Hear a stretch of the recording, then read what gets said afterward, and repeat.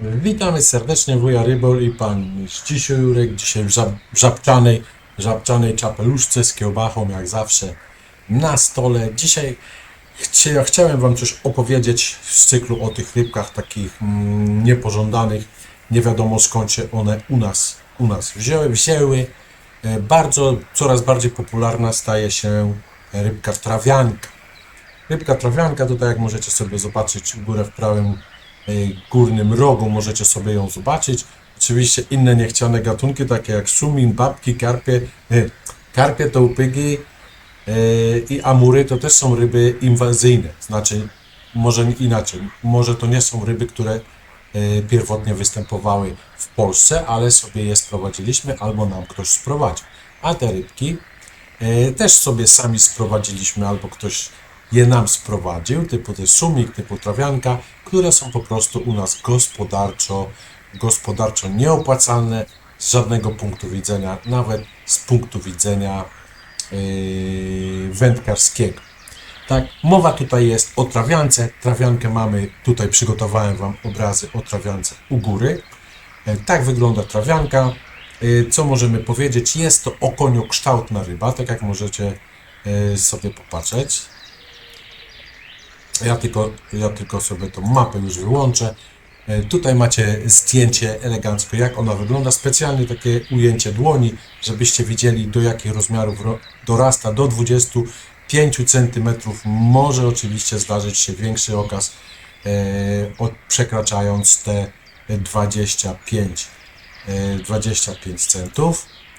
Proszę bardzo, tutaj mamy różne odcienie, dlatego że złowione były po prostu w różnych akwenach, a tak jak już wam kiedyś mówiłem, że trawianki po prostu, że ryby po prostu zmieniają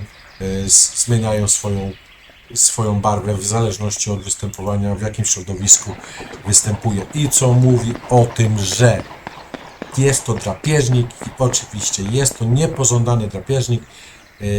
Zobaczcie, jaką ma jamę gębową, spiczaste zęby świadczą o tym, że jest drapieżnikiem i czym się ona żywia. Skąd była przytargana, tak jak na mapie żeście widzieliśmy, proszę bardzo, pokażę wam jeszcze raz. Obszar występowania jest na żółto, czyli od Polski na wschód, nie będę wymieniał nazw krajów, aż tutaj do góry, to wiecie co tam jest też u góry, nie będę z punktów politycznych, nie będę wymieniał tego, bo YouTube może to oczywiście źle zrozumieć. W każdym bądź razie opisana była w 1877 przez Dybowskiego, bodajże, który ją sklasyfikował, opisał i teraz tak, nie wiedział jak tą rybę sklasyfikować. Zobaczcie, płetwy takie okoniowe u góry, a pysk głowaczy. Nie? Pysk taki głowacza. Tutaj zobaczcie, tutaj jest głowacz. Pyszczek ma głowacza, a płetwy okonia, i czyli to nazwał ją Dybowski, nazwał ją Percotus gleni. Percotus, czyli percz, okoń, kotus, głowacze, czyli taki głowacz,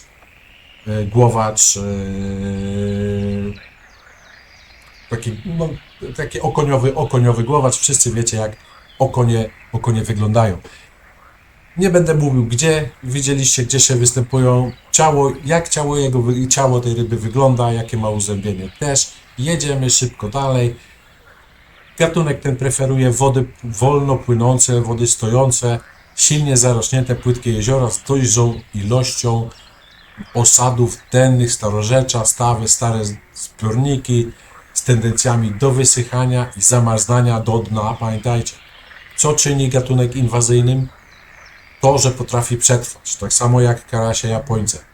One potrafią w beztlenowych praktycznie warunkach przetrwać zimę, gdzie na przykład woda jest przemarznięta do dna i woda przemarza do dna. Chodzi mi o to, że tam jak są jakieś sadzawki, dajmy na to, woda jest przemarznięta do dna, ale nie przemarza dalej przez muł, przez błoto, i tam w tym mule, w tym błocie mogą sobie właśnie przezimować śmiało te nasze gatunki, tak jak trawianka jest bardzo odporna na niskie zawartości tlenu w wodzie, co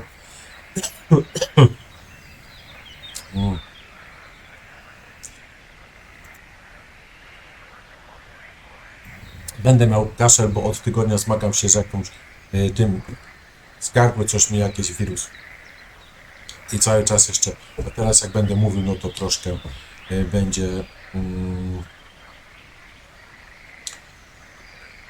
będzie to zachwiane, dobra? Będę to mutował. I słuchajcie, wytrzymuje niskie temperatury, przemarzające, nawet prawdopodobnie, no ja tego nie widziałem na własne oczy, ale źródła podają, że może być wmarznięta w lód i po roztopieniu tego lodu ona powróci do życia, taka hibernacja. Maksymalne temperatury, jakie wytrzymuje 37 stopni. 37 stopni wytrzymuje i to jest udokumentowane przez Krypickowa, Berga, tam jeszcze paru innych uczonych. Nie wiem, czy oni tą rybę tam torturowali, co oni z nią robili. W każdym bądź razie jest bardzo wytrzymała. Jest drapieżcą, czym się ona żywi. W Polsce, gdzieś tam na jakimś zbiorniku, głównym jej pożywieniem miały być kianki. I teraz tak, w jakimś polskim zbiorniku, nie wiem dokładnie jakim, jeżeli wiecie, gdzie występuje, czy łowicie, napiszcie w komentarzach.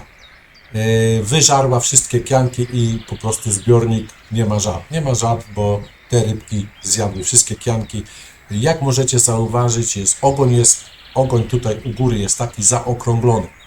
Czyli to nie jest łowca typu szczupak, że jak petarda uderzy w rybę, czy tak jak tuńczyk potrafi gonić tą rybę, bo ma też inną płetwę ogonową, inaczej jest zbudowana. Tutaj zobaczcie, duży otwór gębowy, z tyłu zaokrąglona płetwa, świadczy o tym, że to jest słaby pływak. To jest raczej taka ryba czatownik. Ona upodabnia się do podłoża i czatuje na przepływające kianki, larwy komarów, ważek i wszystkiego, co tam się rusza. Oczywiście na rybek, ryb cennych wyjada, ikrę ryb cennych też wyjada, dlatego u nas jest niepożądana. U nas jest niestety, w większości tych krajów jest niepożądana, u nas jej się nie je, ale są kraje, gdzie po prostu z niej przyrządza się jakieś tam jedzonko, jako dodatek do ryżu, na przykład w całości taka uprażona na głębokim oleju, na pewno by się do ryżu nadała. Ikra składana na roślinach, ikra ma też dobre warunki przetrwalnikowe. Nie będę tutaj, ile jaj, 37 tysięcy jaj maksymalnie może złożyć, to sobie zobaczcie. Jeżeli przeżywalność jest 37 tysięcy jaj, jeżeli przeżywalność byłaby jakaś 1%, no to 370, no nie, no 10% trzeba przyjąć, że po prostu się przyjmie. To jest dużo, to jest bardzo dużo. No i tutaj skąd ona się u nas wzięła? Zakładają, że przywieziona jest z amurem, z karpiem i z tą pygą tam za wschodniej granicy. Ja bardziej skłaniam, może tak się zdarzyć, oczywiście może tak się zdarzyć, bo jeżeli ona wytrzymuje niskie i wysokie temperatury, to jest możliwe, że gdzieś ikra się zapamiętała, przywieźli tutaj, się rozpleniło, rozpanoszyło i dzisiaj z tego tytułu mamy kłopoty. Ryba nieatrakcyjna, niszczy nasze ekologiczne środowisko, niszczy nasze środowisko ryb rodzimych, zjadając po prostu ikrę zamiast robali. Było tak, że wprowadzili gdzieś tam ją na jakichś mokradłach, żeby radziła sobie z larwami komarów. Ona jednak wymyśliła, że zeżre wszystkie ślimasy, a komary jak było pełno, tak pełno jest. Także nie powiodło się, to było celowe. zarybienia jakiegoś bagna i później ta ryba zaczęła się rozprzestrzeniać. Oczywiście atrakcyjna rybka akwariowa i sprowadzano do Polski dużo jako ryby akwariowe, które się po jakimś czasie znudziły i ktoś wypuścił je po prostu do zbiorników, do rzek i dzisiaj mamy to, co mamy. Tak samo mamy z tymi sumikami sumikami amerykańskimi. To samo się dzieje. Ta rybka jako ciekawo, no, w akwarium na pewno ładnie wygląda. No popatrzcie sobie, nie, na te kolory. Ładnie ona wygląda. Prawdopodobnie akwaryści mówią, że jeżeli jest najedzona, nie atakuje innych ryb. Czyli w akwarium może być w akwarium nieogrzewanym, nienatlenianym, może po prostu być w akwarium takim zimnym, wolno stojącym i ona sobie tam doskonale poradzi. Jak ktoś łowi, to niech napisze z jakiego regionu Polski jest, gdzie ona występuje. Tutaj występowanie na terenach chronionych, jak dotąd gatunek odnotowano w Strzeleckim Parku Krajobrazowym, Podlaski Przełom Bugu i Kozienickim na środkowej Wiśle. To wiemy z źródeł, że tam jest. Jeżeli tam jest, to prawdopodobnie przeniesie się, dostanie się na całą Polskę. Jaki ma to wpływ na nasz ekosystem? To już Wam mówiłem. Może limitować liczebność zarówno dobrych, drobnych gatunków rybek, czyli możliwe, czy tam i słonecznicę sobie podje i tam jak oczywiście są takie opracowania, że żywi się na przykład tylko rybami niecennymi. A co to jest troszkę takie, wiecie, bzdury, jak ja bym miał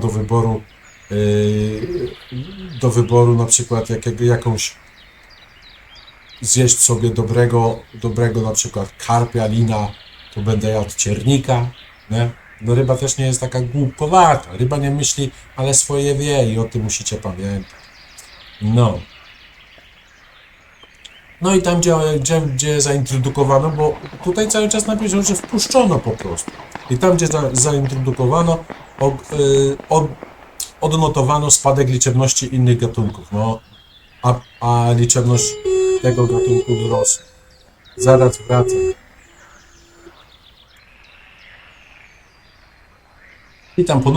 Witam ponownie, już wróciłem. Wracamy też do trawianki, bo tak ta ryba się nazywa. Teraz nie pamiętam, na czym skończyłem. I to jest ten problem. Dobra, jedziemy dalej. Jeżeli czegoś nie dopowiem, to doczytacie gdzieś tam prognozy, jakie są prognozy na temat tej ryby.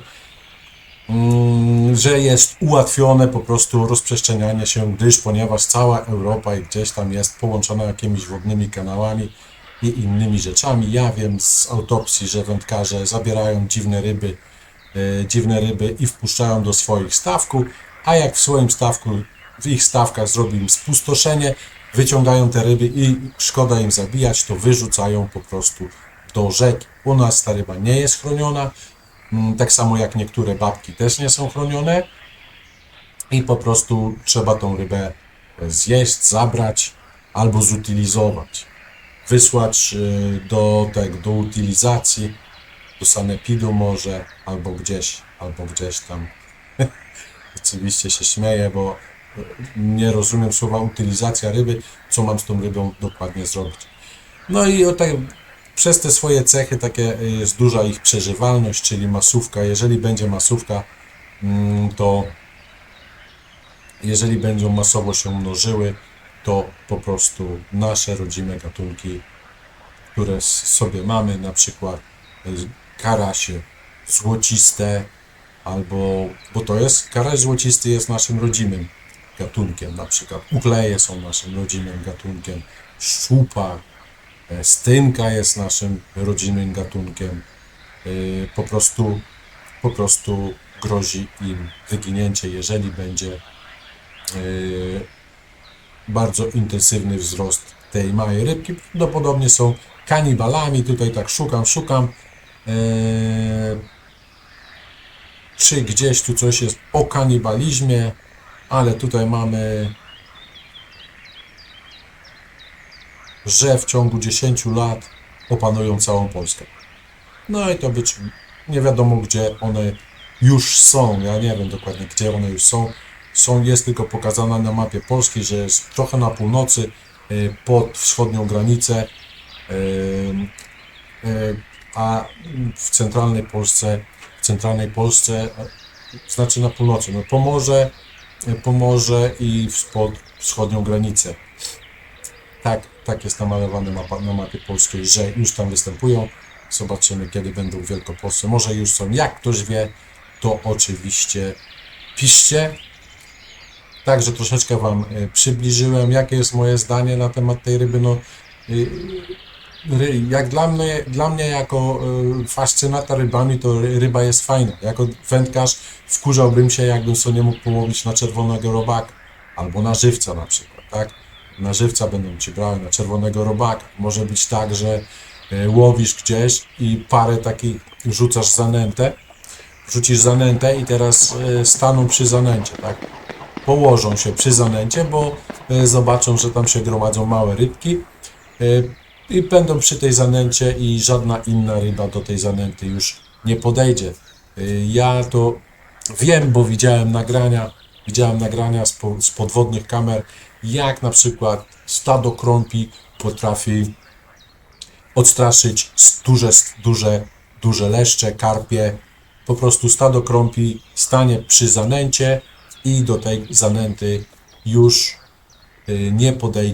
nie podejdzie na przykład karp. Nie podejdzie karp, duży leszcz. Po prostu odpychają inne gatunki ryb. Nawet te drobniejsze, czy tam płotka, nie jest w stanie konkurować ze stadem krąp.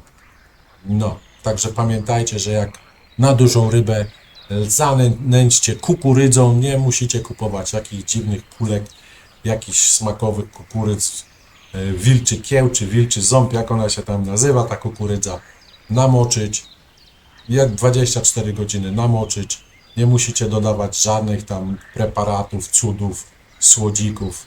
Taka zwykła kukurydza namoczona, to będzie zanętowa, nawet nie musi być ugotowana, karpie duże sobie z nią poradzą. A z tą małą rybką po prostu, tak jak piszą w regulaminie, że trzeba ją ogłuszyć i zjeść, jak ktoś lubi. Także smacznego wszystkim życzę. Pamiętajcie, ryba nie myśli. Wuja Rybol. Zapraszam na ponowne, na następne odcinki, na te odcinki o rybach, które już były. Trzymajcie się ciepło.